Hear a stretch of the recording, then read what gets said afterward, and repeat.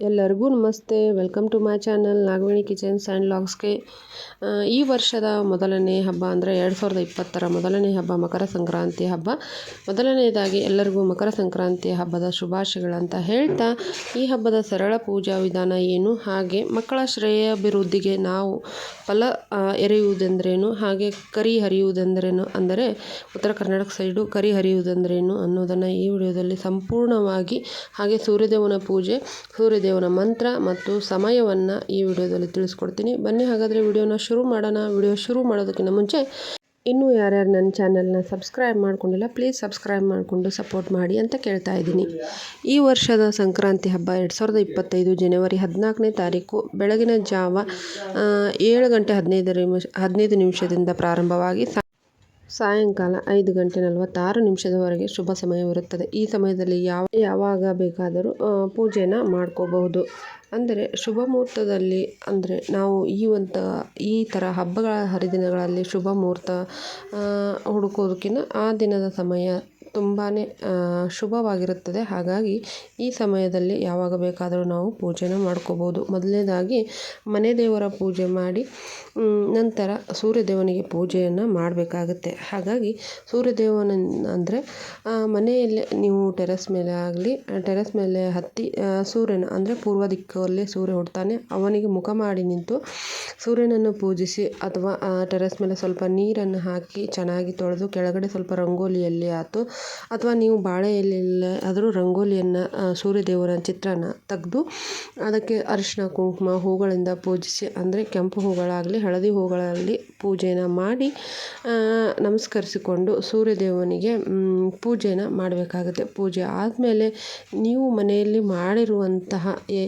ಬಗೆ ಬಗೆಯ ಅಡುಗೆಗಳನ್ನು ಮಾಡುವುದು ವಿಶೇಷವಾದ ಹಬ್ಬನೇ ಅಂತ ಹೇಳಲಾಗುತ್ತೆ. ಆಗ ನೀವು ಮನೆಯಲ್ಲಿ ಮಾಡಿರುವಂಥ ಎಲ್ಲ ಥರದ ಅಡುಗೆಗಳನ್ನು, ಅಂದರೆ ಸ್ವಲ್ಪನೇ ಪ್ರಸಾದವನ್ನಾಗಿ ಮಾಡಿ ಪ್ರಸಾದ ಮಾಡಿ ಸೂರ್ಯದೇವನಿಗೆ ಅರ್ಪಿಸಿ, ನಂತರ ನಾವು ಸೂರ್ಯದೇವನನ್ನು ಮನಸ್ಸಲ್ಲಿ ಸ್ಮರಿಸಿಕೊಂಡು ಒಂದು ಹೂವು ಅಥವಾ ಕೈಯಲ್ಲಿ ಅಕ್ಷತೆ ಮತ್ತು ಒಂದು ಹೂವನ್ನು ಹಿಡ್ಕೊಂಡು ಸೂರ್ಯದೇವನಿಗೆ ಮುಖ ಮಾಡಿ ನಿಂತು ಅದನ್ನು ಮೇಲಕ್ಕೆ ಎಸಿಬೇಕಾಗುತ್ತೆ. ಮೇಲಕ್ಕೆ ಎಸೆದ ನಂತರ ಅದು ಕೂಡ ಹೂ ಕೂಡ ಕೆಳಗೆ ಬೀಳುತ್ತೆ, ಪರವಾಗಿಲ್ಲ. ಅಂದರೆ ದೇವರಿಗೆ, ಅಂದರೆ ಸೂರ್ಯದೇವನ ಪ್ರಾರ್ಥನೆಯೊಂದಿಗೆ ಸೂರ್ಯದೇವನಿಗೆ ನೈವೇದ್ಯ ಅರ್ಪಿಸಿದಂಗೆ ಆಗುತ್ತೆ ಅಂತ ಹೇಳಲಾಗುತ್ತೆ. ಹಾಗೆ ಈ ದಿನ ಗೋವುಗಳ ಪೂಜೆ ತುಂಬಾ ಮುಖ್ಯ. ಗೋವುಗಳನ್ನು ಪೂಜಿಸುವುದರಿಂದ ಪುಣ್ಯ ಕೂಡ ಪ್ರಾಪ್ತಿಯಾಗುತ್ತೆ. ಮನೆಯಲ್ಲಿ ಮಾಡಿರುವಂಥ ಪ್ರಸಾದವನ್ನು ಸ್ವಲ್ಪನೇ ಹೋಗಿ ಗೋವುಗಳಿಗೆ ಅರ್ಪಿಸಿ ಬರುವುದು ತುಂಬಾ ಮುಖ್ಯ. ಹಾಗೆ ಗಾಳಿಪಟದ ಒಂದು ಆಚರಣೆ ಕೂಡ ಇರುತ್ತೆ ಅಂತ ಹೇಳಲಾಗುತ್ತೆ. ಹಲವೆಡೆ ಭಾರತಾದ್ಯಂತ ಈ ಹಬ್ಬವನ್ನು ಅವರವರ ಒಂದು ಸಂಪ್ರದಾಯದ ಪ್ರಕಾರ ಈ ಹಬ್ಬನ ಆಚರಿಸಲಾಗುತ್ತೆ ಅಂತ ಕೂಡ ಹೇಳಲಾಗುತ್ತೆ. ಹಾಗೆ ಭಾರತದ ಕೆಲವೆಡೆ ತಮಿಳುನಾಡಲ್ಲಿ ಪೊಂಗಲ್ ಅಂತ ಕರೆದರೆ, ಗುಜರಾತ್ ಮತ್ತು ರಾಜಸ್ಥಾನದಲ್ಲಿ ಮಕರ ಸಂಕ್ರಾಂತಿ, ಉತ್ತರಾಯಣ ಎಂದು ಕೂಡ ಕರೆಯಲಾಗುತ್ತದೆ. ಪಂಜಾಬ್ ಮತ್ತು ಹರಿಯಾಣದಲ್ಲಿ ಮಹಾಗಿ ಎಂದು ಕೂಡ ಕರೆಯಲಾಗುತ್ತದೆ. ಹಾಗಾಗಿ ಅವರವರ ಸಾಂಪ್ರದಾಯಿಕವಾಗಿ ಈ ಹಬ್ಬನ ಆಚರಿಸಲಾಗುತ್ತೆ. ಅದೇ ರೀತಿಯಾಗಿ ಉತ್ತರ ಕರ್ನಾಟಕ ಸೈಡು ಕರಿ ಹರಿಯುವುದು ಅಂತೇಳಿ ಕೂಡ ಹೇಳಲಾಗುತ್ತದೆ. ಕರಿ ಹರಿಯುವುದೆಂದರೆ 2 ಎತ್ತು, ಅಂದರೆ ಬಿಳಿ ಎತ್ತು ಮತ್ತು ಕಪ್ಪು ಬಣ್ಣದ ಎತ್ತನ್ನು ಓಡಿಸ್ತಾ ಹೋಗ್ತಾರೆ. ಕೆಳಗಡೆ ಬೆಂಕಿಯೆಲ್ಲ ಹಾಕಿರ್ತಾರೆ ಮತ್ತು ಅವುಗಳನ್ನು ಶೃಂಗಾರ ಮಾಡಿರ್ತಾರೆ. ಬೆಳಗಿನ ಜಾವ ಅವುಗಳಿಗೆಲ್ಲ ಸ್ನಾನ ಮಾಡಿಸಿ, ಅವುಗಳ ಕೋಡಿಗೆ ಹೂಗಳಿಂದ ಅಲಂಕಾರ ಮಾಡಿ, ಕೋಡಂಚಿ ಎಲ್ಲ ಹಾಕಿ, ಮತ್ತು ಅವರದ್ದೇ ಆದ, ಅಂದರೆ ಎತ್ತುಗಳದ್ದೇ ಆದ ಬಟ್ಟೆಗಳಿರುತ್ತೆ, ಬಗೆ ಬಗೆಯ ಬಣ್ಣದ ಬಟ್ಟೆಗಳನ್ನು ಹಾಕಿ ಶೃಂಗಾರ ಮಾಡಿರ್ತಾರೆ. ಹಾಗೆ ಬೆಳಗಿನ ಜಾವ ಪೂಜೆ ಎಲ್ಲ ಮಾಡಿ ಮನೆ ಮಂದಿ ಎಲ್ಲ ಹಬ್ಬವನ್ನು ಸಂಭ್ರಮಿಸಿ ಊಟ ಆದಮೇಲೆ ಸಾಯಂಕಾಲ ಈ ಒಂದು ಕಾರ್ಯಕ್ರಮ ಇರುತ್ತೆ. ಆಗ ದೂರದಿಂದ ಎತ್ತುಗಳನ್ನು ಓಡಿಸ್ಕೊಂಡು ಬರ್ತಾರೆ ಯುವ ಜನರು.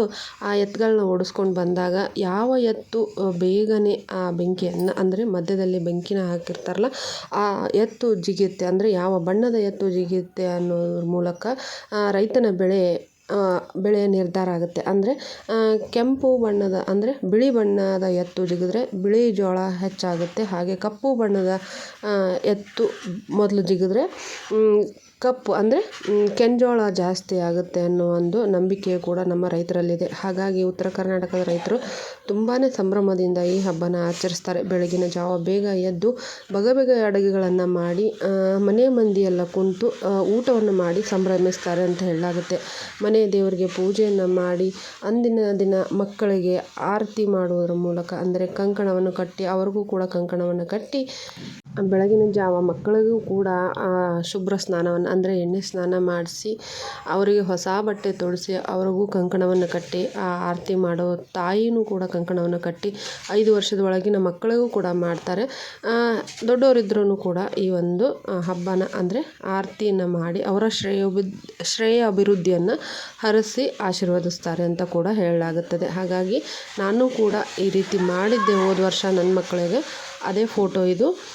ಅದೇ ರೀತಿಯಾಗಿ ಇವರ ತಲೆ ಮೇಲೆ ಫಲ ಎರೆಯುವುದಂದರೆ ಕಬ್ಬು, ಚಿಕ್ಕದಾಗಿ ಹೆಚ್ಚಿರುವಂಥ ಕಬ್ಬು, ಕಡಲೆ ಬೀಜ ಹಾಗೆ ಇನ್ನಿತರ ಸಣ್ಣ ಸಣ್ಣ ಚಾಕ್ಲೇಟ್ಗಳನ್ನ ಹಾಕಿ ಅವರ ತಲೆ ಮೇಲೆ ಆ ಎಲ್ಲ ಪದಾರ್ಥಗಳನ್ನು ಒಂದು ಚಂಬಿನಲ್ಲಿ ಅಥವಾ ಒಂದು ಬಗುಸೆಯಲ್ಲಿ ಹಾಕಿ ಅವರ ತಲೆ ಮೇಲೆ ಸುರಿತಾರೆ. ಆವಾಗ ಮಕ್ಕಳು ಕೂಡ ತುಂಬಾ ಖುಷಿಯಿಂದ ಹಬ್ಬನ ಆಚರಿಸ್ತಾರೆ. ಹಾಗೆ ಆ ಒಂದು ಪದಾರ್ಥಗಳು ಅವರ ತಲೆ ಮೇಲಿಂದ ಕೆಳಗೆ ಬಿದ್ದಾಗ ಅಂದರೆ ಕಬ್ಬಿಣ ಅಂಶ, ಈಗ ಚಳಿಗಾಲ ಇರುವುದರಿಂದ ಎಲ್ಲವೂ ಕೂಡ ಕಬ್ಬಿಣ ಅಂಶ ಅವರ ಕಡಲೆಕಾಯಿ ಅಂದರೆ ಕಬ್ಬಿಣದಂತೆ ಗಟ್ಟಿಯಾಗಲಿ ಬುದ್ಧಿವಂತರಾಗಲಿ ಕಬ್ಬು ಹಾಕೋದ್ರಿಂದ ಸಿಹಿಯಾಗಿ ಇವರ ಬದುಕು ಇರಲಿ, ಇವರ ಶ್ರೇಯಾಭಿವೃದ್ಧಿ ಆಗಲಿ ಅನ್ನೋ ಕಾರಣದಿಂದ ಈ ರೀತಿಯಾಗಿ ಹಬ್ಬನ ಆಚರಿಸ್ತೇವೆ. ಹೀಗಾಗಿ ಆದಮೇಲೆ ಆರತಿ ಎಲ್ಲ ಮಾಡಿದ್ಮೇಲೆ ಮಕ್ಕಳಿಗೆ ಯಾವುದೇ ದೃಷ್ಟಿ ಆಗಬಾರ್ದು ಅಂಥೇಳಿ ಕೆಂಪು ಆರತಿಯನ್ನು ಮಾಡಿ ದೃಷ್ಟಿ ತೆಗೆಯುವ ಪದ್ಧತಿ ಕೂಡ ಇಂದಿಗೂ ಇದೆ ಅಂತ ಹೇಳ್ಬೋದು. ಇದು ನಾನು ಮಾಡಿರುವಂಥ ಹೋದ ವರ್ಷದ ಸಂಕ್ರಾಂತಿ ಹಬ್ಬದ ಪೂಜೆ. ಹಾಗೆ ಈ ಎಲ್ಲ ಪದಾರ್ಥಗಳಿಂದ ಕುಸರಳು ಅಂದರೆ ಎಳ್ಳು ಬೆಲ್ಲನ ತಯಾರಿಸಿ ಮನೆ ಮಂದಿಗೆಲ್ಲ ಹಂಚಿದ್ವಿ. ಈ ವಿಡಿಯೋ ಕೂಡ ನನ್ನ ಚಾನಲ್ನಿದೆ, ನೋಡಿ ಸಪೋರ್ಟ್ ಮಾಡಿ ಅಂತ ಕೇಳ್ತಾ ಇದ್ದೀನಿ. ಹಾಗೆಯೇ ಪ್ರತಿ ವರ್ಷ ಜನವರಿಯಲ್ಲಿ ಮಕರ ಸಂಕ್ರಾಂತಿ ಹಬ್ಬವು ಸೂರ್ಯನು ಮಕರ ರಾಶಿಗೆ ಪ್ರವೇಶಿಸುವ ಮೊದಲ ದಿನ ಅಂಥೇಳಿ ನೆನಪಿಸುವಂಥ ಹಬ್ಬ ಸಂಕ್ರಾಂತಿ ಹಬ್ಬ ಆಗಿದೆ. ಆ ದಿನ ಬೆಳಿಗ್ಗೆ ಬೇಗ ಎದ್ದು ಸ್ನಾನಾದಿಗಳನ್ನೆಲ್ಲ ಮುಗಿಸಿ ಸೂರ್ಯೋದಯಕ್ಕೆ ಪೂಜೆ ಮಾಡುವುದು ಹಾಗೆ ಅಗರ್ಯವನ್ನು ಅರ್ಪಿಸುವುದು ತುಂಬಾ ಒಳ್ಳೆಯದಂತ ಹೇಳಲಾಗುತ್ತದೆ. ಯಾಕಂದರೆ ಸೂರ್ಯನನ್ನು ಪ್ರಾರ್ಥನೆ ಮಾಡುವುದು ಜಗತ್ತು ಬೆಳಗುವ ಜಗತ್ಪಾಲಕನಾಗಿರುವುದರಿಂದ ಸೂರ್ಯನಿಗೆ ಪ್ರಾರ್ಥನೆ ಮಾಡುವುದು ಅಷ್ಟೇ ಮುಖ್ಯವಾಗಿದೆ ಅಂತ ಕೂಡ ಹೇಳುತ್ತೇನೆ. ಅದೇ ರೀತಿಯಾಗಿ ಸೂರ್ಯನನ್ನು ಪೂಜೆ ಮಾಡಿದಾದಮೇಲೆ ಸೂರ್ಯನಿಗೆ ಮಂತ್ರಗಳ ಪಠಣೆಯನ್ನು ಮಾಡುವುದು ಹೇಗೆ ಅಂಥೇಳಿ 2 ಮಂತ್ರಗಳನ್ನು ಈಗ ನಿಮಗೆ ತಿಳಿಸಿಕೊಡುತ್ತೇನೆ. ಮೊದಲನೆಯ ಮಂತ್ರ ಓಂ ಹ್ರೀಂ ಗ್ರೀಂ ಸೂರ್ಯಾಯ ನಮಃ.